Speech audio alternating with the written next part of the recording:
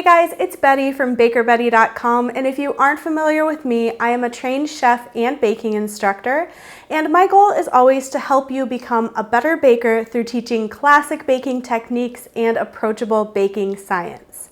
Now today we are continuing on with our sourdough series, and I want to talk really briefly with you about Banneton baskets. Now, Banneton baskets are these wicker baskets that bread bakers use to proof their bread in. I have two different shapes here. This is a very classic shape that is used for a boule, which is French for bowl. It's one of those really beautiful round shaped loaves that you often see at artisan bread shops. And I also have an oval shape here that makes a really beautiful shape as well. So when you get a new Banneton basket, you do need to prep your basket. What you want to do is you want to get it really damp, and then you are going to dust it with rice flour. And then you're going to let that dry completely.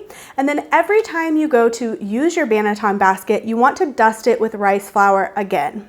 Now, the reason why you want to use rice flour instead of wheat flour is because rice flour does not have the same proteins in it that wheat flour does, so it is not going to create gluten. When you put your bread dough in your basket and there's moisture in your bread, if there were wheat flour in your basket, it's going to start creating those gluten strands and it's more likely to stick to your basket. Now, some people do use a combination of rice and wheat flour to dust their basket with, but I prefer to use only rice flour because I just have the best results with that.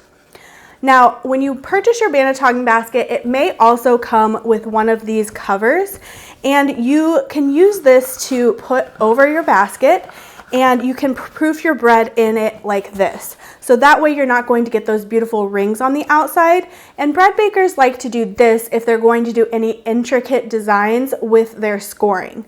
So typically they will cover the loaf with flour and then they'll proof it in this, and then they have that really smooth surface to do their intricate designs. If you don't use your Banneton cover, you're going to get all of those beautiful rings on the outside of your loaf, and I really love that look. I typically do not bake with the cover in it. Now, it's really important to note that you do not bake your bread in the basket. All you're doing is proofing your bread in the basket. The basket is going to help the dough hold its shape as it proofs, but then you're going to turn it out of your basket before you go to bake it. Now, after you are done proofing your bread, I typically just turn the basket over and give it a few taps and knock all of that extra flour out. And then I just dust it again before I put a new loaf of bread in it. You don't need to wash these every time. Now, if they do start getting a little bit crusty and kind of dirty, you can rinse them out and then add some more rice flour into them again to get them ready for your next bake. So I'm going to go ahead and rinse mine out really quick. You don't want to use a lot of water. I just use the sprayer on my sink. Okay, so now I have rinsed that basket out and got all of the little crusty bits out. Now I'm just going to take a cloth and just run that over it so that it's not super dry, but it is still damp. So now I'm going to redust it with rice flour, and I really love to use this little tea strainer. It works so well for dusting rice flour. So I'm going to very liberally dust this all over the basket and make sure it gets on every side and all the way up to the top.